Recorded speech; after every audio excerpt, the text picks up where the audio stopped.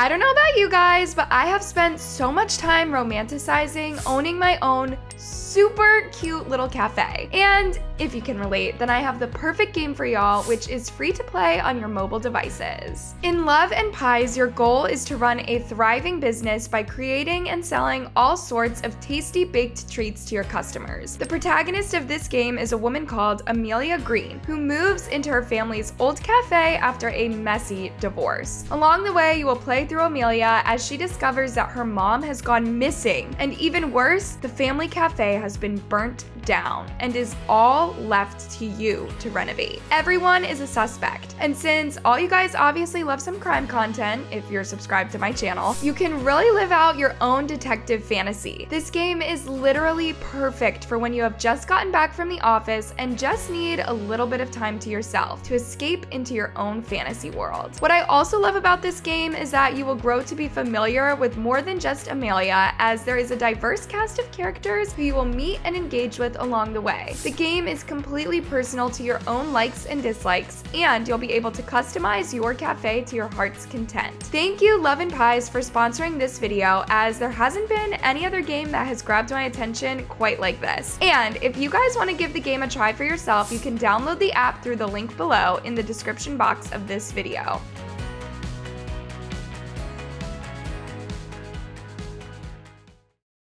Marion County 911. Is anybody experiencing flu-like or COVID-19 symptoms? No, somebody's shooting in my hub. I'm at FedEx in Plainsville. What's the And there's gunshots everywhere. Okay, what Can you hurry? I won't grieve his death. I can't. I grieve the victim's deaths. This story is as creepy as it is heartbreaking. What sort of teenager who is old enough to work at FedEx kills 8 people for a My Little Pony doll? Yeah. Brandon Scott Hull had an unusual obsession for a 19-year-old, and the truth behind it is really dark. I mean, he'd be real depressed one day and be like, I ought to just do what my dad did. This is the full story of Brandon Scott Hull and the Indianapolis FedEx shooting in 2021. Trigger warning, today's video discusses violence, multiple murderers, and mental health. Today's story begins in the almost 900,000 people town called Indianapolis. Indianapolis is suggestively the capital city of Indiana State. It's 3 hours away from Chicago, and it's filled with museums, shops, restaurants, and things to do, which makes it the perfect place to start a family. Indianapolis was the home of Brandon Scott Hull. He was born on August 20th, 2001 to his mother Sheila and an unnamed father. Brandon was a happy boy at first. He loved fishing and roller coasters, and like any other toddler, he loved spending time with his family. But as early as 3 or 4, Brandon started showing signs of some mental health issues. However, this wasn't a problem he was born with. Rather, he suffered a traumatic event so shocking and so deep that his brain developed a whole disorder to cope with it. I mean, he'd be real depressed one day and be like, I ought to just do what my dad did. How did his dad kill himself? So. Okay. Did he find him or did he see that? No, he was there when we got into a real bad argument, and his dad said that, hey, whatever, if you leave with the kids, I'm going to myself, and I said, go ahead. So in his mind, his dad took his own life because his mother urged him to, or didn't care if he did. For the rest of his short life, Brandon would hold his mom accountable for his worst trauma. Sheila tried her best to overcome the trauma herself and be there for Brandon, but she became worried when little Brandon would behave more and more oddly. For example, he would only wear 3 pairs of shorts on top of each other, never just the one pair. And as he watched TV, he rocked back and forth. Then, he became obsessed with My Little Pony. This was Brandon's room when he was 19 years old. Yeah. 19. And if you interrupted his everyday routines, he would get angry and start everything from the beginning. It almost seemed like he was stuck in an angry loophole. Soon after the death of his father, Brandon was diagnosed with OCD, or obsessive compulsive disorder. Basically, Brandon had a recurrent obsessive thought and compulsions meant to alleviate his thoughts. At its worst, OCD can be chronic, lifelong, and so intense that it disrupts everyday activities. Such was Brandon's case. In 2012, he was also diagnosed with anxiety disorder.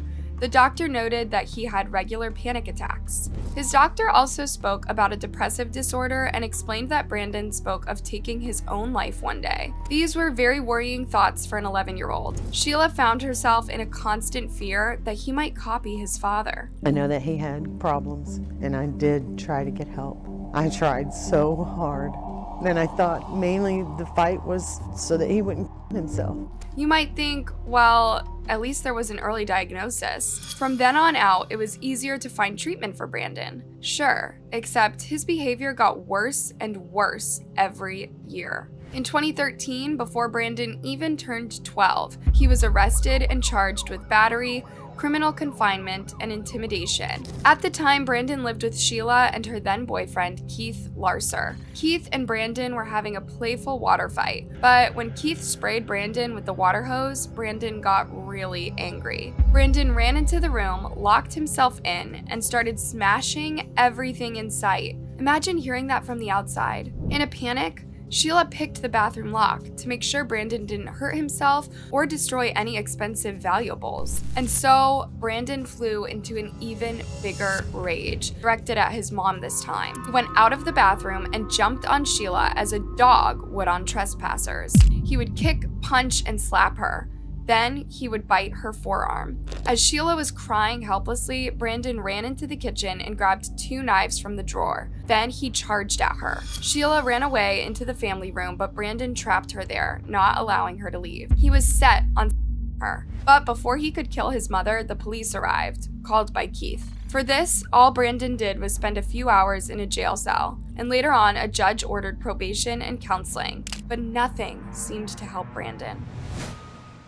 At school, Brandon got into so many fights that he was regularly suspended. In 2014, Sheila couldn't take any more, so she decided to pull him out of the school system and homeschool him instead. But this only put her at greater risk, as Brandon's solution to any situation was violence. For any mother to get to that point, that's a red flag. I didn't sit on the phone and say my baby might, hurt himself or something like that. I went beating on doors, knocking them down if I had to.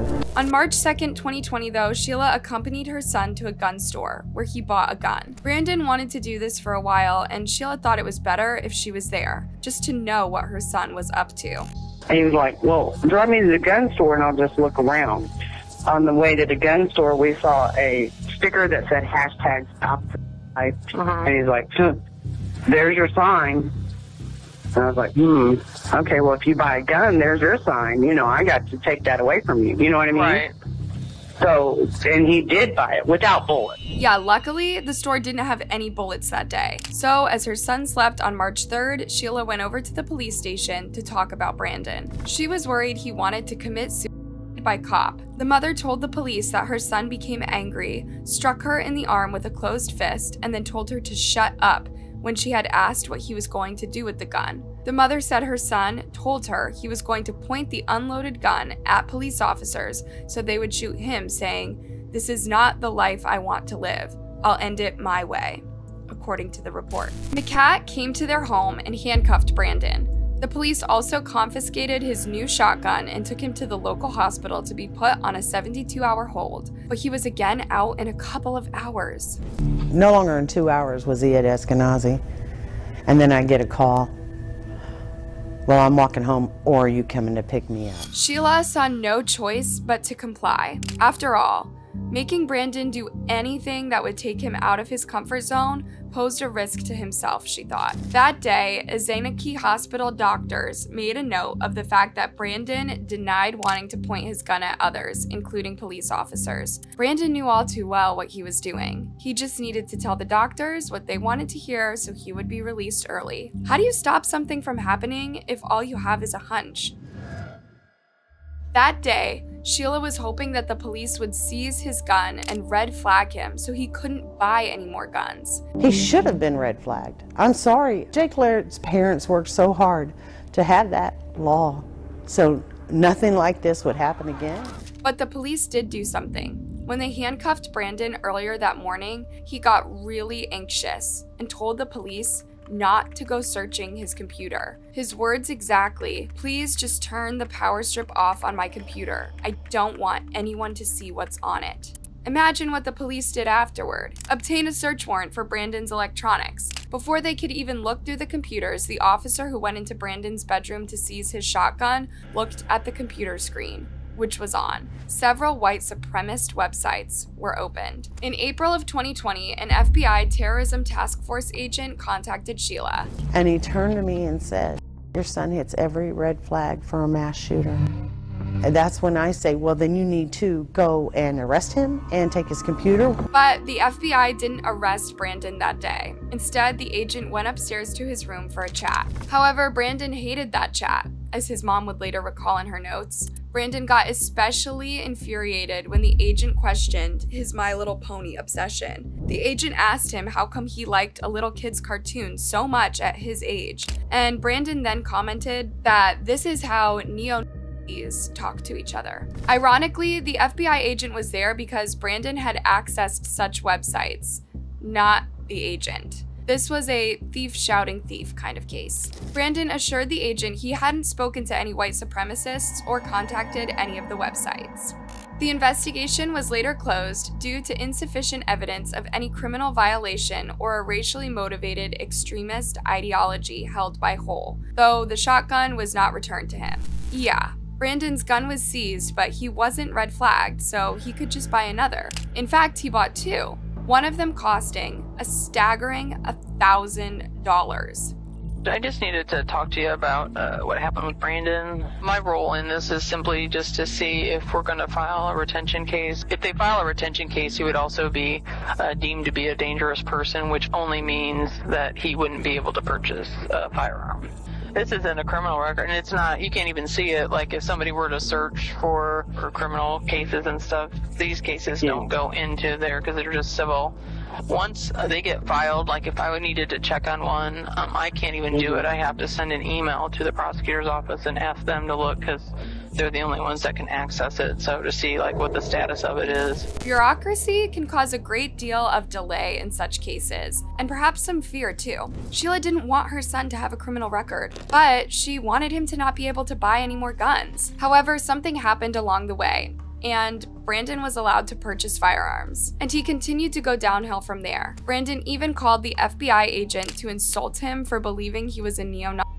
He was looking for conflict. After learning about this, Sheila took Brandon for emergency counseling. There, Brandon said, "I can get very, very angry." His counselor noted that Brandon showed zero empathy and didn't care about the lives of others. We asked Brandon if he could think about putting himself in the shoes of the perpetrators. "I don't want to waste my time doing something like that. It's a hassle." He reflected that he wouldn't want to cause the family's trauma. "Nah, I don't think like that at all." He said he only shares memes and occasional jokes about it with his friends. He also saw himself in a position of conflict with the therapist, treating her like his enemy. And this was one of the things that, in the eyes of the FBI, made him a perfect mass shooter. Feelings of rejection from society, the conviction that he's a loner, a victim, and that everyone else treats him unfairly, these are all red flags that announce someone might do something terrible. On top of it all, Brandon showed signs of narcissism and homicidal thoughts. Basically, the world revolved around him and he had to hurt others to show them his pain. Others' pain meant nothing in his mind. He was deemed a suicide risk and given a treatment plan. He continued to have counseling throughout 2020 and 2021. In fact, hours before shooting 8 people and then himself, Brandon saw a therapist. Marion County 911. Is anybody experiencing flu-like or COVID-19 symptoms? No, somebody's shooting in my hub. I'm at FedEx in Plainsville. What's the And address? there's gunshots everywhere. Okay, Please hurry. what is the address? The address is 8951 Mirabelle Road. How many shots did you hear? I don't know if anybody got shot. Can we go out down here? Can we run all the way to the end and go out? Don't go outside. Stay where you're safe. 8951 Mirabelle Road. I want you to stay with me, okay? Don't hang up, okay? Shut that door! It was April 15th, 2021, just before 11 p.m., during a shift exchange at a local FedEx facility. When Brandon arrived at the scene, no one thought much of it. He used to work there until he was fired in October 2020 for failing to show up to work. When he got the job some months before, Sheila was very proud of him. For the first time ever, it seemed like Brandon's therapy was effective, and he was on the up and up. Sadly though, the FedEx job provided the perfect context for Brandon to put his murderous thoughts into action. While he worked at FedEx, Brandon lived on his own, but as soon as he got fired for refusing to come to work, he moved back in with Sheila. Desperate and trying hard to help him again, Sheila took him to a social worker. On April 15, 2021, he had one last counseling session, during which Brandon confirmed what his previous therapists and social workers knew. He had no empathy for others, including his mother. However, this time he added something even more distressing, that he was a danger to society and that society should fear him. Remember the Breaking Bad scene? I am not in danger, Skylar. I am the danger. A guy opens his door and gets shot and you think that of me? No. I am the one who knocks. It's a great scene from the show, but it gets really chilly when you think someone in real life saw himself that way. Brandon saw himself as a hardened criminal, a cold-blooded killer who should be stopped. But he also saw society as too stupid to act upon it. As he told the counselor, society should fear him. He knew all too well they couldn't do enough, and they couldn't do it fast enough to stop him. He'd already made up his mind. He had plans for that day. After his counseling session, Brandon went home with Sheila. The two had dinner together, and then Brandon took a long bath. Sheila went to bed convinced Brandon had a good day, but his day was just getting started. Sometime after 10 p.m., Brandon drove over to his former FedEx facility. Marion County 911. There's been a shooting. Okay. Multiple shots. How many shots were fired? A lot. Brandon entered the facility carrying both his shotguns. Once inside the facility, Brandon walked through its narrow spaces, shooting everyone in sight. He shot over a dozen employees, and he knew there would be a lot of people out. He arrived at the shift change time. Lots of people were getting ready to go home or having their lunch breaks. After he was done shooting at the employees inside, Brandon walked outside to the parking lot, where he proceeded to shoot everyone who was trying to get to their cars and flee the scene. Several 911 calls went through within a matter of minutes. Some people even thought they were dealing with a group of shooters. I think there's possibly multiple shooters. I hear them outside. I'm in the control room. There's three of us in here. Sorry. Okay, so what I need for you guys to do, like I said, stay down, make sure your door is locked. Put something against that door if you can to keep yourself safe, okay? Please. There's one upstairs. Okay, they're on the way. They're on the way. There's somebody on the parking lot with a rifle shooting. We got the guy in here. We got him in here. He's been shot. Okay. He's in our shack with us. Hey, stay on the line for me. Let me get medics on the phone. I'm not going to hang up, okay? Stay with me. There is at least one person down. Send an ambulance or two, please. Yeah, we have the ambulance and the officers en route. But they have an AR-15. I'm not sure how many other guns they have, but I know they at least have one assault rifle. 8 people lost their lives that night. Carly Smith, 19, Samaria Blackwell, 19, Matthew Alexander, 32, John Weissert, 74, Amarjit Sekon, 48, Jasvinder Kaur, 50, Jaswinder Sin, 68, Amarjit Johal, 66, and 7 others were injured. Right now I just hear a lot of gunshots and a lot of people around. Okay, hold on. Stay on the line. We have shots fired. Shots fired. We need police. They're still shooting as we speak. He's already shot about 5 people. The shooters in the building. You said there were 5 people shot there? Or he got... Dispatchers were contacting the police, frantically calling ambulances, and trying to keep calm, as they instructed the panicking callers to stay down or even administer CPR to their fallen loved ones. It was the stuff of nightmares. It was the deadliest mass shooting in Indiana's history. Everything happened in the blink of an eye. As the police were working to send officers to the scene, they still weren't sure if there were 1 or more shooters. Have we confirmed whether we have 1 or 2 shooters? Reports are saying 2 shooters. Okay, is it 1 person, 2 person? Can't tell if just multiple rifle shots, but it sounds like the same report, so I'm assuming 1. Okay, are they inside or outside? Last they were outside. Okay. I'm getting information that he's still inside the building from somebody pulling off the lot.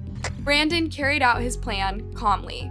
He didn't shout or curse the people. He just shot left and right, first in the facility and then in the parking lot. When it was all said and done, from his point of view, he returned to his car just as calmly as he'd arrived. It was there that he shot himself. Minutes later, the police arrived. Just as Brandon had suspected, they were too slow to stop him. Even with Brandon dead, people continued to call 911, crying, screaming, and begging for immediate help. This is the terrifying reality of a mass shooting. Confusion is a huge factor. People don't know what is happening, how many shooters there are, where they are, and if the people lying in pools of blood next to them are gonna make it. It's the fear, confusion, and the utmost panic that makes events like these worse than any horror movie. Is there someplace you can get safe? I want you to stay safe, okay? I don't know because I still hear gunshots. Okay. Inside the building. Is there someplace you can hide? Is there a desk, something you can get under? I'm at door 235. There is a trailer on this door. Get under, slide under that. Someplace where you can stay safe, okay? Really well, okay? Stay with me, okay? Over 100 officers made it to the FedEx facility that night. Imagine the horror of having to count the dead bodies and rushing to the aid of those still clinging to their lives. 2 more down, car in parking lot, white Toyota Camry.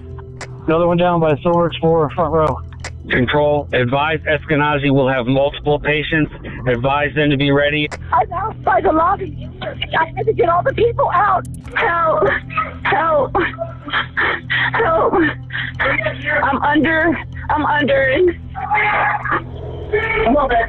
In a heartbreaking twist, the FedEx facility had no cell phone zones. This meant that their employees were unable to call 911 or their families. Some died alone and afraid that night.